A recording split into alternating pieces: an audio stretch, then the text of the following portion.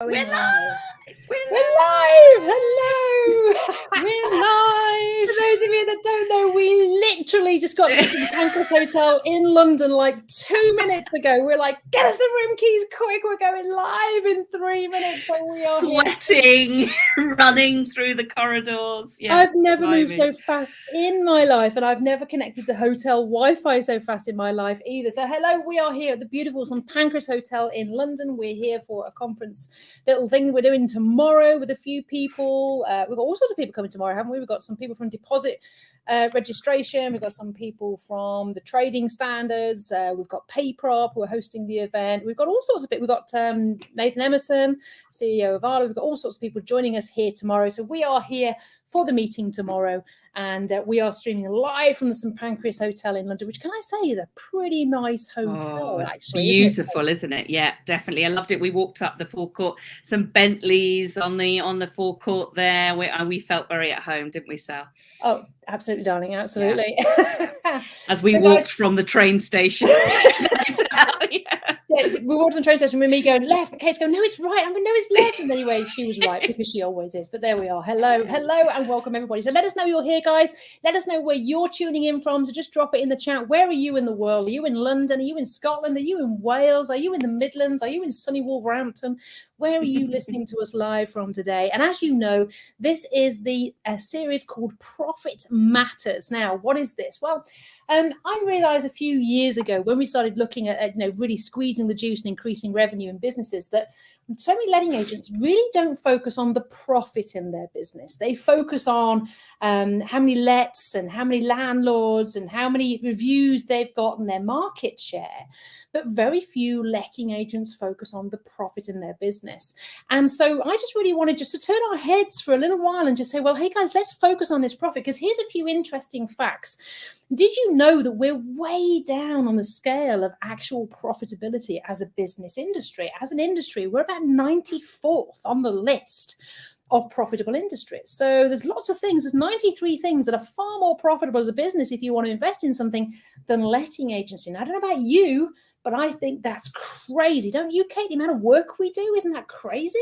It is absolutely crazy. We are underpaid, undervalued, underappreciated, and therefore we are right down on that list. I think it was awful. We were looking at it the other day, the Plimsoll list, wasn't it, from Plimsoll, and actually the people who provide portable toilets are way up there at, I think, 53rd position. So we really are, guys, not doing ourselves proud, and considering all the things that we do, considering the legislation and the legalities that we have to be, up there on, the huge liabilities that we take on, the people we're helping, the lives that we're saving, the lives that we're changing. We really should be valuing what we do a huge amount more. We should. And to be 93rd on that list, guys, that's pretty crappy. And if you compare that to America, where real estate agents are in the top 5 most profitable industries, it really highlighted to me that we're actually doing something massively wrong. We're down on productivity. We're like 1,700th on the productivity scale. There is so many things that we can do to really turn this around. And all we have to do really is focus on that profit. So a couple of interesting facts. First of all, we're 94th on the list, but also as well, the average profitability of a letting agent in the UK is only 11%. Now, I don't know about you, but we take on far too much risk and do too much work for a measly 11%. So about 3 years ago, I set myself on a mission. I says, right, we are going to prove, we are going to find, we're going to identify, we're going to create the 50% profitability model. We're going to hit by 2021. I want to have at least one letting agent that has hit 50% profitability. And actually, we've had 4 now hit 50% profitability. And that's purely been through focus and actually restructuring with one goal in mind, and that is to generate more profit. Not more landlords, not more lets. They don't do more lets than anyone else. They haven't got more market share than anyone else. They haven't got more landlords than anyone else. They've got more profit. Now, let me ask you the question, Kate. Would you rather have £1 million business making 100K, or would you rather have a £500,000 business making 300K? What would you rather have? Well, obviously, it's all about the money, isn't it? Isn't that why we went into business in the first place? It's got to be about chasing the money, but for some reason, it's got lost over time. It's got lost through reputation. We're a very proud industry, and it's become about market share. It's become about, as you say, number of landlords, number of properties. You know, that graph on your CRM or Rightmove or the portals or whatever it might be, about who's winning, who's got the most boards up there, all that kind of thing. Which, don't get me wrong, guys, is great. But if you're running at a loss and you're not making profit, you are working for free. That is not good business sense at all. That is not what we need. And there are many businesses out there that are growing in branches. They're acquiring other businesses. They're growing. But there's a saying in the financial world called growing broke.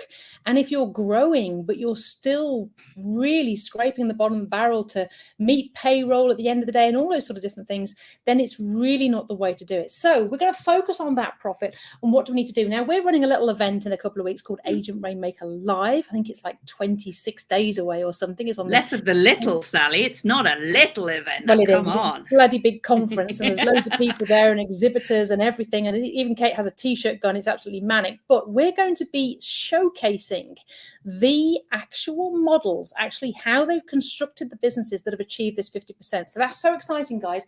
The actual models that these guys have created to actually run at 50% profitability. This has never been shown before, never been done before. There is no franchise network that can show you this level of profitability.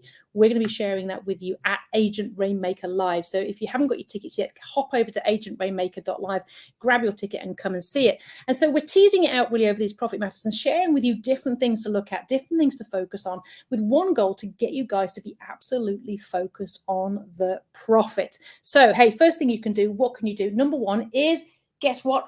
Focus on it. Absolutely focus on the profit. So when I say focus on it, what I don't mean is when the accounts come in at the 6 months after the end of the year and you go, oh, I thought it'd be more than that, or I thought it'd be less than that. That's what most people do. That's not what we mean. So if you're going to focus on profit, the first thing to have is some sort of tracking mechanism.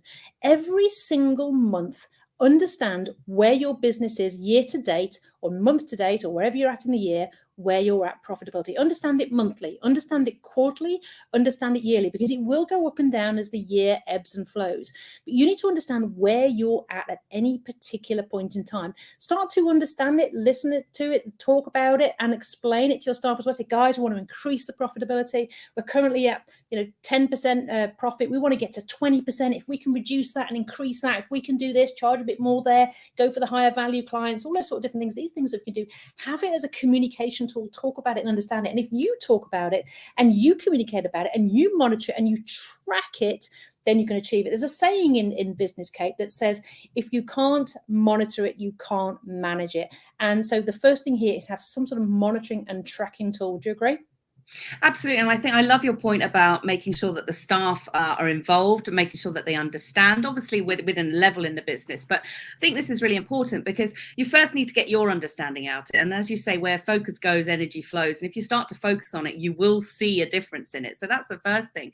But getting your staff involved so that they understand the bottom line, they understand the margins, they understand the profit, have them tracking it too, because we're so obsessed with tracking these numbers, but there's no actual monetary value attached to these numbers, and that's a real key. So have a monitoring system in place, but make sure it's about the money, about the profit. So important.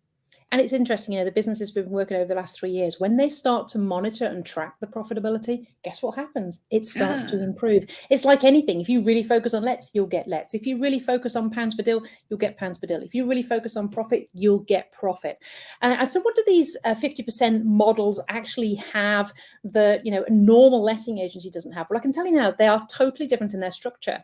They don't have 2 negs, a lister, an office admin, a lettings manager, a branch manager, a sales manager. They don't have all that structure. What they've done is they've really stripped it down. So the next one I wanted to talk to you about is have a look at the amount of staff that you have. Now, one of the things I like to track, and I think it's really important for every letting agency owner to track, is the amount of revenue per staff member and the amount of profit per staff member. So earnings to income ratio. So a staff to income ratio. It's really important to understand what your staff to income ratio is, because as we grow and as we get excited, we're going to do sales, and we take 3 new people on to do sales, and you're still carrying these people and sales hasn't really taken off. It's really easy to become overstaffed. And I think, Kate, during the last year, I'm not going to mention the word because that'll ban the video from loads of platforms, but that thing that happened last year, so many of us last year realized that actually we could cope with a lot less people than we have. Now, I'm not all for getting rid of people. I'd rather deploy them and get them doing other things like generating revenue and generating profit. But we don't need as many operational staff as perhaps we thought we do we? No, and this has been a great lesson, I think, for the industry. And we've learned just as much as you guys have through this, because one of the main draws on a staff member in your office was doing viewings, wasn't it? Viewings were hours and hours of work. Yes, of course, they were obviously giving you lets at the end, but it was hours that you couldn't really account for monetary wise or profit wise. And it was the one thing that we could always say, well, we can't really do without that. And we were targeting people on huge amounts of viewings every month, in order to get the numbers. Now, obviously, whatever happened stops that, and we couldn't do that. And yet we found that the world moved on. We found ingenious, clever ways of virtual viewings, and we've cut those numbers right back. So already we need less staff to do that. And as Sally quite rightly says, the staff, whether they're there still or not, can be now used to doing business generation tasks within the office. So there's all these new sort of people emerging, these new roles in the agency emerging, which is creating, which I'm so excited about sharing at Agent Rainmaker Live, about this new framework of creating an agency that can run at that 50%. And that's only one of the sort of, things that we've done. I mean, this industry has just been amazing this last 18 months or so, hasn't it? In terms of flipping it on its head and changing the way we work almost entirely. And one of the things to think about here is the next thing on my list is that, so first of all, obviously focus on profit, have trackability, trace it, manage it, monitor it, look at it, listen to it, talk about it, make it a thing, make it a trait, make it a trackable number. The second thing is obviously really review the amount of staff you have and whether you need them. And the third one that I want to talk about is make sure that everything is done by the right pay grade. Now, what do I mean by that? Now, we are structured differently now as well. In the last 2 years, we've restructured. If you go back 2 years ago, we had about 15 tenancy managers. We had 4 people in escalations, 3 people in client accounting. And we worked out that actually the amount of time it took everybody to make a cup of tea and go to the toilet and move their cars, because we had no parking. So every 2 hours they had to move their cars. We actually were losing at least the equivalent of a whole fully paid member of staff in time just to do those things. Now that's taken it to the extreme, but have a think about how much time your really expensive, highly paid members of staff are spending filing or doing the post or making the tea or emptying the bins or answering the phone and answering stupid questions, all those sort of things that really could be done by a lower paid member staff, junior member staff, an outsourced company, a VA in the Philippines. How much stuff could you outsource to a cheaper, lower pay grade that can really squeeze the juice? Because every single member of your staff, you want to see as they are a machine that is there to really generate revenue and profit. And if they're wasting their time, just like any machine, if they're wasting their time doing things they shouldn't be doing, then they're not running economically. So how can you help them? And what this means is now we actually operate with half the amount of tenancy managers that we had before, but we're actually paying them 35 to 40% more than we were 2 years ago. So we massively increased their salary on the basis that they're now managing, and I'll share this with you, we're managing 250 properties per tenancy manager. Now, most of you are going to go, oh my God, that's crazy. They can't be doing the job properly. Yes, I know. I've heard it all before. But they also have a VA that works with them. Some of them have 2 VAs that work with them. We use technology. My tenancy managers never leave the office and go to the properties. They can do much more. They only deal with high value tasks. They don't deal with low value tasks. Other people deal with that.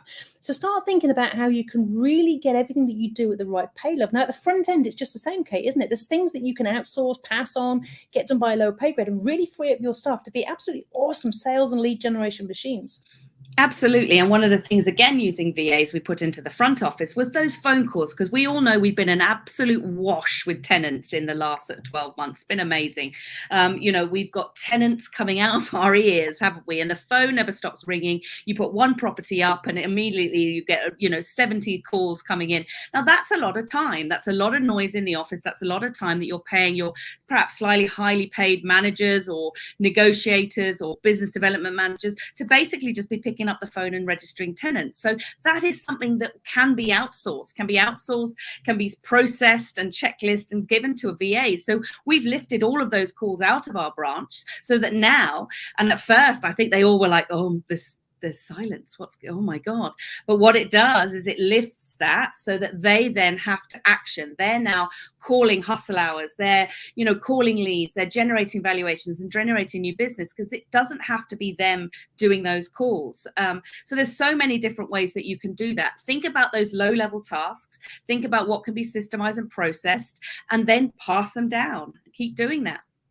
So I know most of you are thinking like, yeah, but how many staff? Who do I get to do what? And how does that work? And how do you train VAs? And how do you get them to be able to do everything? And how do you make sure it's done right? And how do you keep it compliant? Yeah, we're going to be sharing our Agent Rainmaker live. So you need to be there. Okay, so something else to think about. One thing to think about is how you can utilize tech. Now, there is some amazing bits of tech out there that you can really use to really streamline your business. Okay, we've all heard about the Good Laws and the Fix Laws. They are phenomenal, amazing pieces of kits. There's so much you can actually do to really streamline your business. And it's really about thinking what's going to work well for you. One of the things that we've done is a lot of our staff actually work from home. So they work from home, but they can come into the office when they want to. We've actually organized a rota where they come in 1 or 2 days a week. And so we don't need to have a big office to accommodate like 20 odd people. They can work from home and come in on some sort of rotation. Then you can come in for the big training days and the big meeting days and things like that en masse. So think about how you could do different things like that. Well, of course, if you're going to do that, then of course you're going to need all the tech and the bits that you need to really make that happen. One of the things we use is something called ActiveTrack. It's a great piece of kit to monitor their productivity. If you haven't used it yet, go and check it out. It is awesome. But again, there's loads of other things that you can really use to streamline the inventories, to streamline the inspections, the check-ins, the checkouts, even the sales progression and getting all those reports back. There's so much you can actually do to really streamline this whole process. And so, guys, the model has completely changed. If you're still operating with 2 negs, an office admin, a lister, a lettings manager, a branch manager, a tenancy manager, client account manager, all sorts of different things, the world has moved on. And so we all need to move on. And, it's some of the people that have achieved this. And we've got 4 agents now that have achieved more than 50%. 2 have achieved over 60%.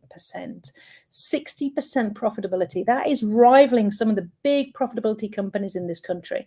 That is absolutely awesome. What does this do to people, Kate, when they get to that sort of level? What difference does it make? Well, it's funnily enough, actually, we were meant to have a guest on today's show, and he was on the golf course today, because that's what 50% profit does to you. But no, honestly, just helping people make loads of profit, isn't it? God damn it, we're too good. We're too good at it. But honestly, think about it. For you, what would that mean to your business to be operating that? And I think people look at this and they think, well, it wouldn't be for me, or are these big companies, or I'm just a one-man band, or that kind of thing. It doesn't matter. This strategy and this proven framework works, and it changes lives, whether you want more time back with your family to spend with your kids, to go on a holiday if we're ever allowed to do that again, that kind of thing, or whether you want to grow and develop and take on more branches and have an acquisition. I mean, we talked to Barry last week on this series, and it's allowed them, they've got a pot of money ready to go now, so that if any opportunities come up for any developments or acquisitions or anything like that, they've got the freedom to move and grow. It can mean so many different things to so many different people. Honestly, it is life-changing. So guys, let us know what it would mean to you if you could get to 50% profitability. What would you do? Would you be on the golf course? Would you go and, I don't know, set up an island and fill it with dogs? That's something I'd love to do, although I'd probably hate it when I got there. But I like the idea of it. Would you be buying a private jet, a Lamborghini? Would you just be helping the kids buy houses? What would you do if you got to 50% profitability?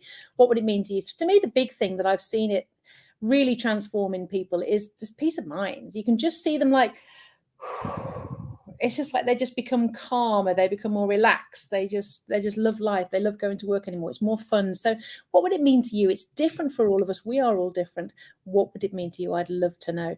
Now, the title of this talk here is that profit is a choice. So you're going, okay, Sally, you said profit is a choice. I choose profit. Okay, fantastic. Well done. That's the first hurdle. Number one is to make a decision that you want to choose profit.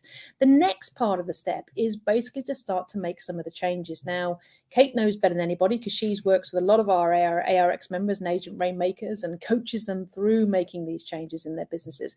One of the big reasons people don't do it is fear.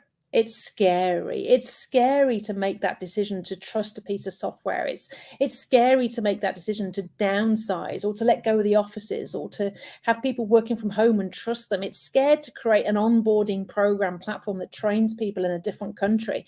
All these things are really, really scary. And it seems to stop so many people doing so many things. And it's such a shame, Kate, isn't it? It's such a shame. It is. And I think we need to give ourselves more credit because the last year has been life-changing in so many different ways. And the way this industry and way you guys have pivoted and changed your businesses and obviously thrived through this time. What we don't want to do is go back to the way we always did things because that's the way we always did them, because you've had to push through no choice. And you've made these decisions, and things like virtual viewings and virtual inspections and stuff have really changed the business and will be saving you money and making you more money. So don't go back to the way it was just because that's the way we always did it.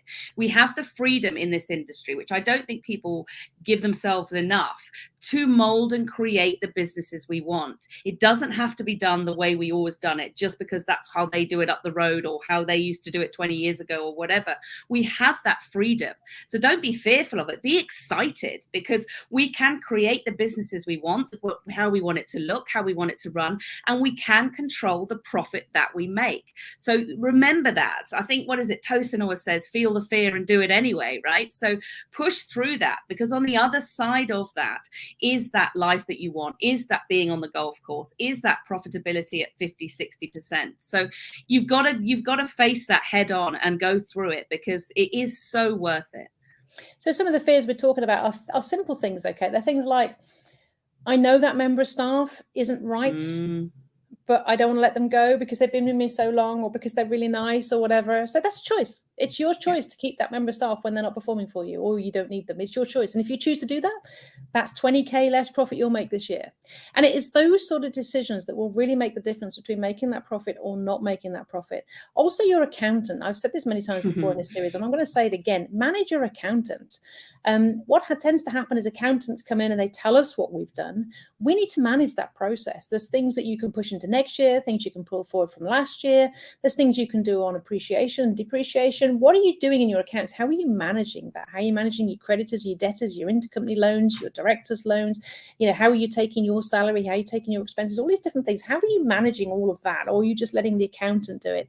And quite often, because we're so busy focusing on lets and numbers of properties and market share, we haven't got time to focus on the accounts, which means the profit just happens to us. And that's really sad because it is really important. It's the thing as a business that you're measured on.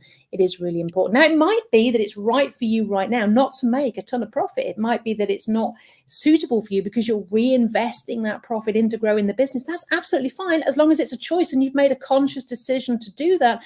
Hey, for the next 5 years, I'm going to throw every penny I make into investing in software, into R&D, into development, into running a second business, whatever it is you want to do. That is absolutely fine. There is no shame in that. There's nothing wrong in that. And I've done that many years. It's absolutely fine to do that. As long as it's a conscious choice, as long as it doesn't just happen to you. If you then say, right, I want to sell in 3 years' time or in 5 years' time, she's right, I'm going to stack profit now. You really hold in the purse strings. You really squeeze the income generation. You really push that profit and you make 50, 60%. Just imagine how much you could sell that business for in 3 to 5 years' time if you got it to 50 or 60% profitability. Absolutely huge amount compared to if you're just generating the industry norm of just 11%. So what I'm saying here is I'm not saying you've got to get to 50 or 60%. I'm not saying that you've got to absolutely make tons of profit and pay loads of tax. What I'm saying is make a choice about it. Make a choice, make it a conscious decision and make it what you want it to be. And that's what's important here. It's about making sure that your profit is what you want it to be. Every year I have a goal as to what profit I want to make. And generally, we're not far off that. We're a few points here, a few points there.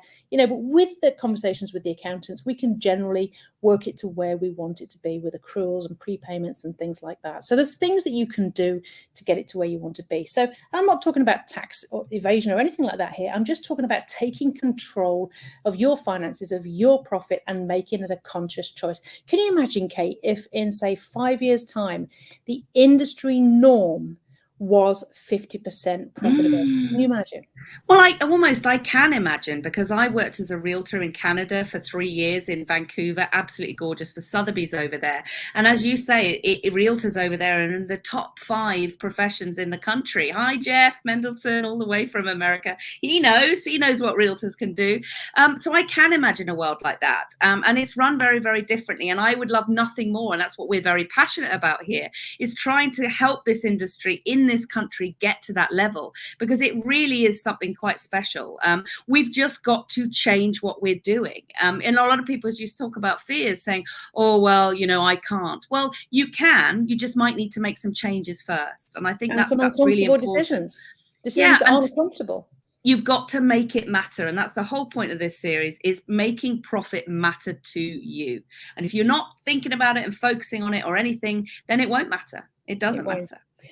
So manage the accountants, learn to read the accounts, understand the numbers, focus on the model. And that's what I want to really push here, is focus on the model. I can tell you now, there is no letting agent hitting 50 and 60% with the traditional model that everyone else is doing. Okay, it's not what they're doing.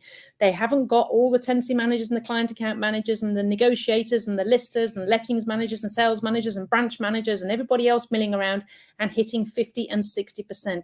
What I'm saying to you now is the business model is changing. They don't just offer lettings and management, they offer other things. They're not trying to chase the cheapest fees to win business.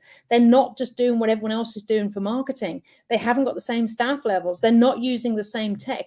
The model has changed, and we're going to be announcing at Agent Rainmaker Live, we're going to be showing you how the models work and what they look like at 50 and 60%. And if we could get this industry to be on average 30-40%, I would be happy with that. In 5 years' time, if that's where we were, that would be absolutely bloody awesome to get this industry to 30-40% profitability. I think that would be something worth shouting about. And that's what Profit Matters is all about, guys. It's about focusing on that profit, and it's about getting you to the profit level that you want to be. And that's up to you where that is. As long as it's where you plan to be, I don't care.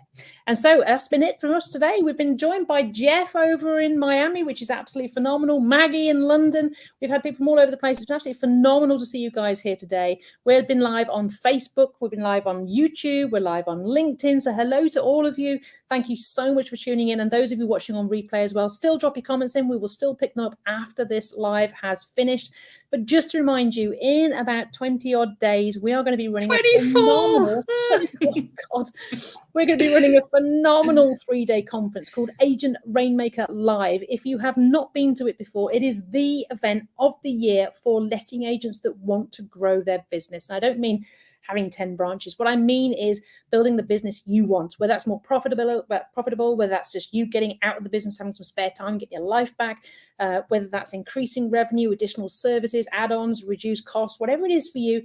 It's about growing your business or transforming your business into what you want it to be. Agent Maker Live is full of real life stories of people talking and sharing their success journeys. We've got Saturn Cam, did I say Gam? Saturn Cam, who have managed to add a whopping 1.4 million to their business. Absolutely huge. 1.4 million, have the most sexiest offices. We all have office envy, don't we, Kate, with their offices? They're so watch for their Aston Martins parked in the car park of the Marriotts. They're very office envy, there, eat your heart out. All right, so Saturn Cam. We also have Paul Tobias Gibbons, who had a 20-year-old letting agency, still struggling to make wages every month, but he managed to transform it in 9 months by taking these actions that we're talking about at Agent Maker Live in 9 months, excuse me, and added a whopping £240,000 additional revenue to his business in 9 months. Lovely, quiet guy, very humble, very unassuming, ex-banking. Honestly, amazing what this guy's achieved. We've got a guy called Tom Sohn who's added over £1 million in like 18 months. And he was only turning over 78K when he started this journey. So to add $1 million is absolutely formidable. There's going to be people in the room like Ben Quantrill. You've probably seen us interview before. He's added over £1 million to his business and done 6 acquisitions now, or is it 7? I lose count. Been acquiring the competition all over the place, left, right, and centre. Guys, listen, you're going to be in the room with people that are achieving massive, massive, amazing success. Now, here's another interesting figure for you. Again, from the Plimsoll report, did you know that the average letting agency is growing by 1.7% a year? Now, I don't know what the figures are to go from 78k to 1.3 million in 18 months, but it's a little bit more than 1.7%. It's probably got quite a few noughts on the number of percentage for that. But hey, guys, we are absolutely smashing the industry averages by making these changes and focusing on the profit and focusing on the business model. And we want you to come and join us at Agent Rainmaker Live. So you really do have to be there. Come and meet Tom. Come and meet Kat and Sam. Sat and Cam. God, I can't get their name right out of my head. Come and meet Paul. Come and meet Sammy again. 20-year-old business added over 200k to her revenue in just literally a few months. That literally there were stories everywhere, and you can go and talk to these people at the mastermind. You can meet them. You can ask them questions. Talk about their challenges. That's what Agent Maker Live is. It's a total opening of the box where you come and see what's going on. You pick from it the best that you want to embrace, and you go back and you put that into your business. So it's a phenomenal fun event. And interestingly, Tom Soane's story started at Agent Maker Live in 2019, didn't it, Kate? He did, and I remember him, a very large man in a very pink shirt, sitting in the very back row of Agent Rainmaker Live, very skeptical, not joining in, not part of the crowd. And he took that leap, and he joined us, and his life has been absolutely transformed. So it really is the starting point. If you want to come and see He's what the we one do, on the golf course, by the way, today. Yes, he is. Yeah, I didn't want to name and shame him, but you've done it now. But that blueprint, that framework of that 50% profit agency, we will be sharing that at Agent Rainmaker Live, and to me that is worth so much. It's priceless almost.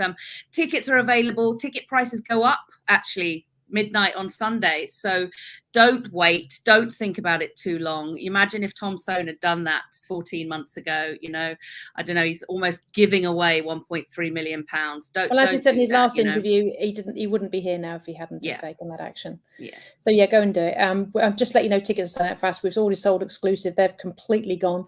The dinner tickets, I think we're literally probably half a dozen left. It's absolutely flying out. So if you do want to come, jump over, grab your ticket, don't miss out. Bring your team as well, bring your senior team, always worthwhile. It's great motivational events. If you've got a team, you want to give them a bit of a boost, bit of motivation, loads of ideas, get everybody on board rather than having to repeat everything when you get back to the office.